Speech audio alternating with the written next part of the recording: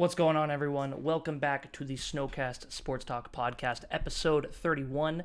Guys, I am recording this just after we finished episode 30.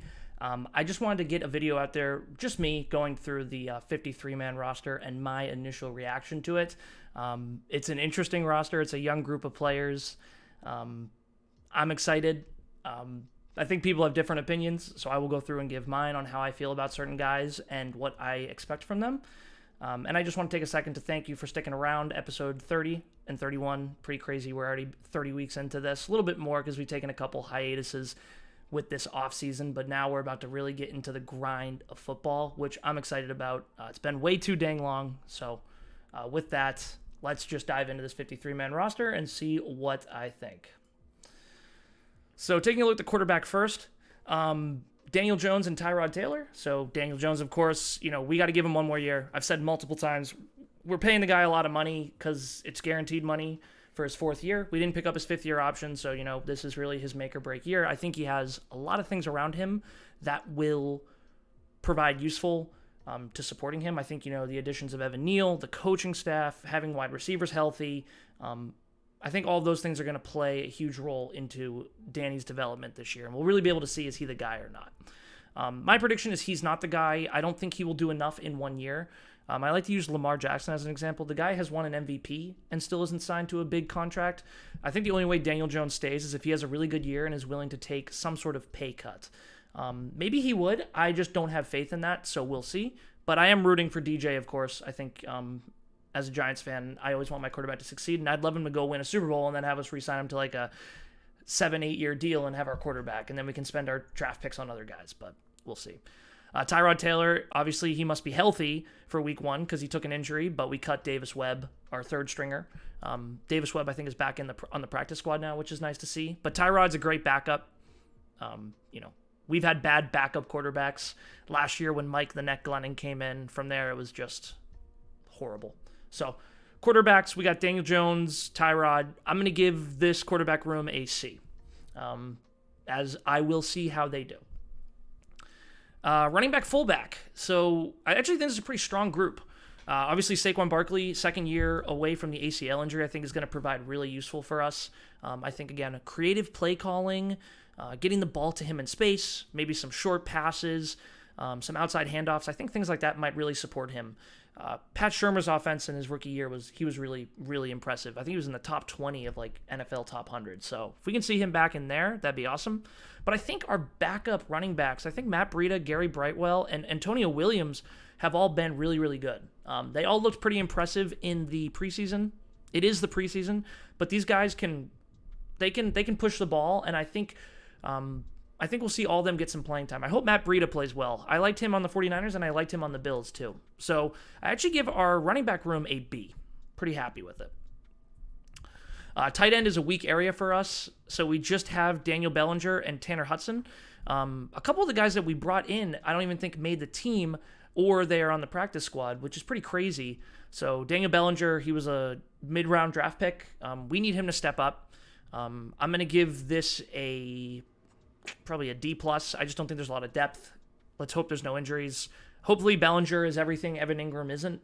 Bigger, better blocking, catches the ball, doesn't bop it in the air. So let's hope. Looking at the O-line. So, we have a couple interesting pieces in here, but obviously you see guys like Andrew Thomas and Evan Neal. Those are our right and left tackle. I think those guys are both going to be really, really good this year. Again, Andrew Thomas, obviously, I think has proven himself, and I think he's one of the most underrated offensive linemen in the NFL. Evan Neal's a rookie. I think he started off a little rough, but each week he's been getting better and better. And then, we got Shane Lemieux. Hopefully he can play well over at the left guard spot. I think we're going to have Glowinski at the right guard, or right or left guard. And then hopefully Feliciano's back and healthy at center. If that's our offensive line, I feel pretty good going into it. I think Josh Azuda is going to be a nice depth piece. So I think there is some offensive line stability here if everyone's healthy. But I think if there are injuries, which have happened to the Giants in the past, this could crumble around us very quickly. Let's just hope Bobby Johnson, our offensive line coach, is really bringing up these young guys. And maybe Azuda can step in. So let's just hope there's no injuries. And I think then the offensive line will be better. I think it's a better situation than last year. So I'll give the offensive line a B-. All healthy, B-. Wide receivers is interesting too. Kenny Golladay has just been horrible in the offseason. Doesn't really even look like he's trying, and he's getting paid a buttload of money, so that's frustrating. But I think guys like Wan'Dale Robinson, Kadarius Toney, and Davis Sills, I think are all going to be pretty impressive. And then, if Sterling Shepard can stay healthy, he's always had a nice chemistry with Danny. And then Slayton, man, if he can just, put some new gloves on or, do something, he's a good deep threat. He just needs to catch the damn ball. There was a lot of games where Jones actually threw some really nice deep passes last year, and Slayton would just straight up miss. Ball would just bounce off his hands. It was horrible. But this wide receiver room does look good on paper, man. Kenny Golladay was one of the top free agents 2 years ago. I'm gonna give it a B+. I like the wide receiver room. I really do. I think it's a really, really talented wide receiver room. They just need to be schemed up right, and Jones needs to get them the ball, and they need to catch it. If that all happens, then I think it'd be B+. Our defensive line, so obviously Dexter Lawrence and Leonard Williams are going to be those two big middle defensive linemen. They're going to be put to the test week 1, man. You got to play the king. You got to play King Henry week 1. I think they have a bulk of the work on the defense, man. I don't think Tannehill is going to throw it as much as people expect, even though the Giants' secondary is weak. I think they're going to try to get Henry cooking quick, and that'll create the play-action pass opportunities. So we got to make sure we stuff Henry, and that's really up to Lawrence and Williams in the beginning of the game, playing stout defensive lineman football. So let's hope they play well. DJ Davidson's one of our draft picks. I really can't tell you much about him. I hope he plays well. Justin Ellis and Nick Williams add some depth. Hopefully, we don't need to see them too much. Overall, I give this probably a B-, C+. The depth isn't there where I'd like it to be. I miss having, the guy on the Vikings, Tomlinson. I think those three, that was nice depth. So we'll see, though. DBs is crazy, man. DBs is crazy. You have guys like Xavier McKinney and Julian Love and Adoree Jackson, who are just these guys that I really, really believe in, especially Julian Love and Xavier McKinney. I really think these two guys are going to be just absolute studs this year. So a lot of faith really in that safety group. But then you take a look at the cornerbacks, man, and Aaron Robinson had a tough preseason. He was getting toasted against. Adoree Jackson did look good all preseason. I thought Darnay Holmes had a really nice camp. So these guys, if they can step up, that would be great for us. But I got to give the DB room a C-, man. Our cornerback room is really weak right now, and we need guys like Cordell Flott and Aaron Robinson to really, really step up and be able to cover these slot guys and these wide receiver twos. And of course, Adoree Jackson, he's going to have his work cut out for him too. But I would say, the cornerback room for us is the weakest group right now on the team, which is really frustrating, but absolutely the case. So let's hope, man. If they can play well, I think this team can win a couple more games.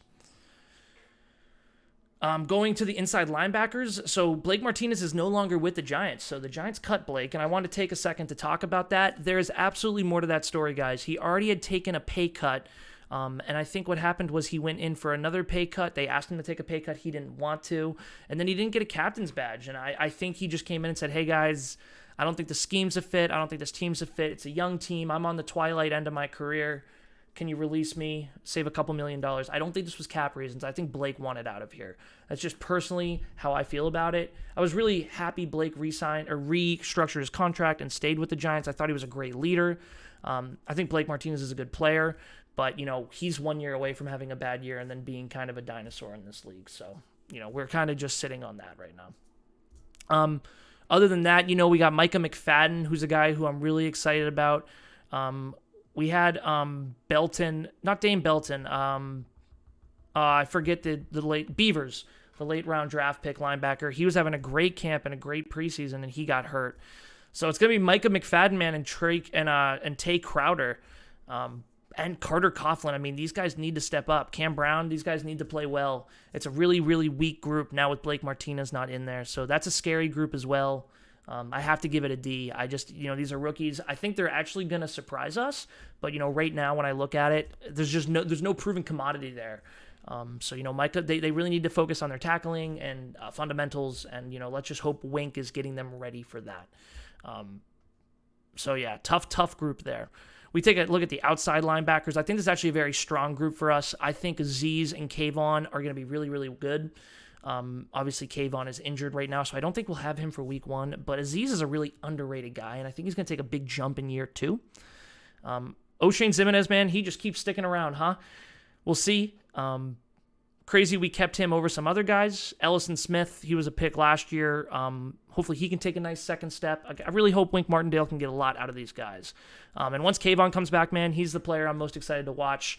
I'll pretty soon hopefully have this number 8 jersey off and have a number 5 jersey. Nothing against Jones, but Kayvon is my favorite player on the Giants right now. Really excited to see what he can do for this team.